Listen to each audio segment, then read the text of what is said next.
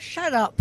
I did not refuse the National Guard. Congresswoman Pelosi, are you at all concerned that the new January 6th committee will find you liable for that day? Okay. Are you at all concerned about the new January 6th committee finding you liable for that day? Why did you refuse the National Guard on January 6th? Shut up.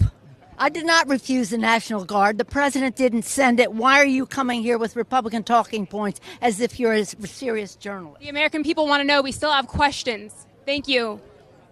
We have responsibility, Terry.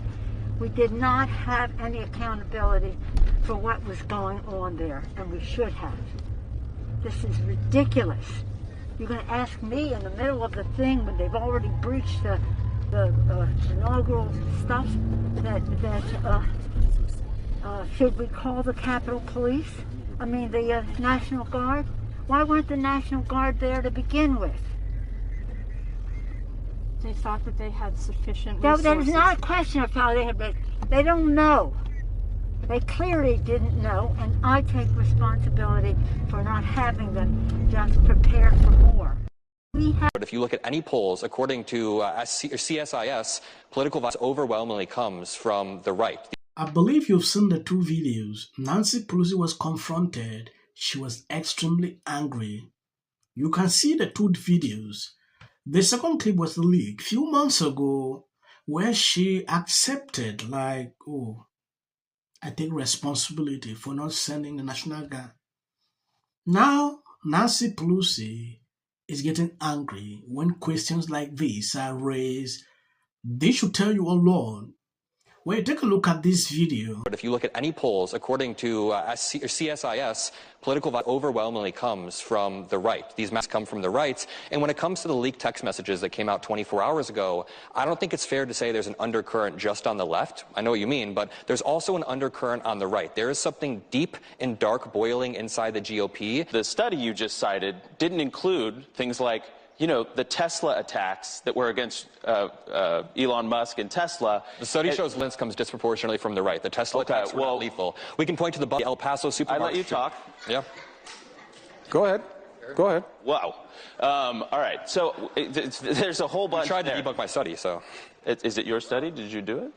I did not do it. But keep What is your point, sir? My point is that time and time again, whether it's the Aaron Burnett on CNN, God bless her, she tried to quote the same study. They didn't include a lot of what we would consider left-wing violence in that study, okay? First of all. Second of all, my dear friend was just killed by left-wing violence. There's been how many ICE facilities that have been targeted?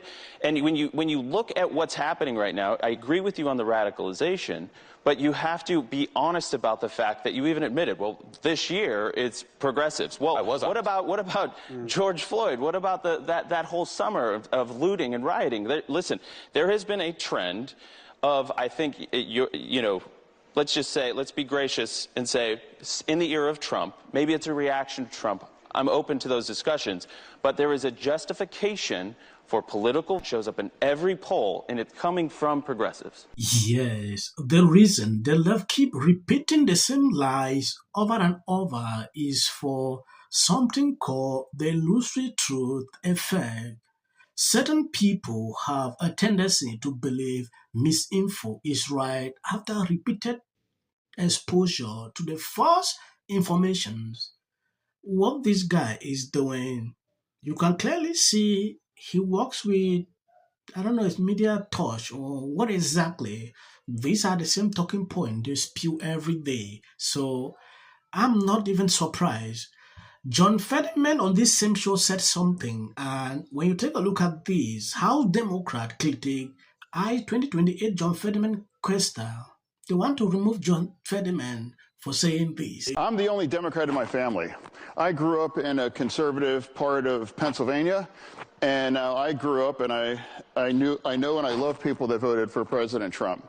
But they are not fascists.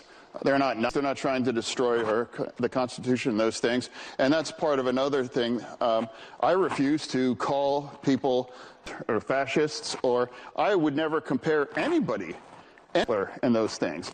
And now that kinds of extreme rhetoric is going to continue. We're going to be more likely in resulting in extreme kind of outcomes and doing all these kinds of things. For me, all I could say is like, let people grieve. Give people the space. I'm not going to use that terrible thing, make my argument and try to put out my views. It's like, my God, you know, he's a father that had his neck, and now people have forgotten. President Trump was in my state, and if that would have, could you imagine where our nation would be if he was hit in the same way? We really got to turn the temperature down. And we can agree to disagree on these kinds of things. But right now, shutting down the government. It's a mighty battle going on. It's not about winning or losing. It's about being in touch with your own personal humanity, because there's such a lack of it coming from this administration. And I'm convinced of this, that when you look at this group of people at the round table in the White House, the cabinet room, every one of those people look across the table and they do not see anyone who is better than they are. They generally see a reflection of their worth selves. So there's no heroes in there. There's no music, there's no laughter, there's no self-effacement, there's no joy in that room. It smells of ego and fear and false worship. When we realize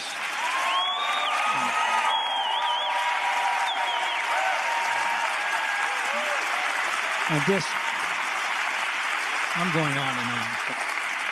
And you look in that room, and there's a young man named Robert Francis Kennedy, Jr. His father sat in that room in the ex-con committee in October 1962, during the height of the Cuban Missile Crisis, and he literally, with his brother John. There is something impressive about what this Fetterman is doing.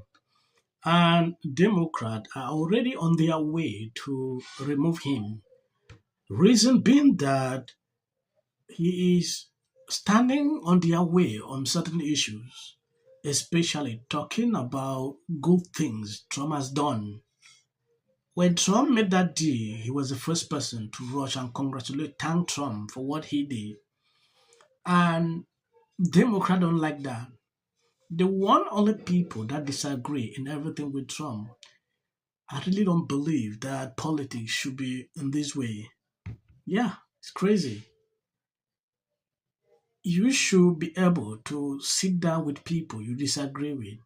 A lot of these people on this table, they disagree with John Fetterman, a lot of things. And they can be able to sit and have debate like this. Impressive. Now, taking a look at this Hollywood actor going off on Trump every single time, to me, is ridiculous. This is not the first time he's doing this. I think I put out a video a few weeks ago about this same thing he did. Crazy to me at a certain point. I will not prolong the videos. I just want to end here. And I want to appreciate people that are supporting me every single day. You know, we are on our way to reach 100,000 subscribers. It's a hard journey, but we keep pushing. Please, always share the videos. As of the short clips you see at the end of this video for the YT algorithm.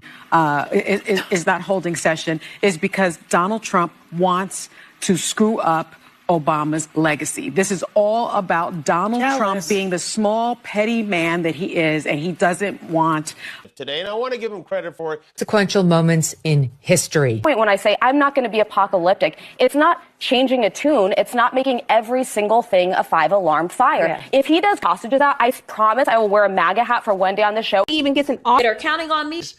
If the Democrats shut down the government, Donald Trump takes advantage of the situation and begins to, I don't know, trim programs Democrats care about. Because how many times somebody asks for? J.D. Vance should be the next president of the United States. If you want to serve in the American... Give interviews, I don't do that. J.D. Vance should be the next president of the United States. Happening at the moment. Yeah. President Obama is blatant censorship. Because he says he has a team of fact checkers. The FCC. I want them to stop fooling around with my right to say what I feel. Well, Americans, it's a part of who we are. Because that is really something that didn't happen before. Does anybody else watch The View? Because I think there's... I'm going to say one. Look, there are certain rules of free speech that we must all abide by. But in case anyone needs a refresher, we're going to go over the rules again. He does not have a right to have a television show where he lies his ass off to the American people. well, there are repercussions to spreading lies. Somebody to get up there, not all the same people that are in these polite... Disagree with what Gavin Newsom said, that he doesn't... Dave Chappelle, he's not wrong. I think that what she has done, Mom, Trump won. Trump's going to win. Strongly should be. What do you disagree with out of interest? But that's the great thing about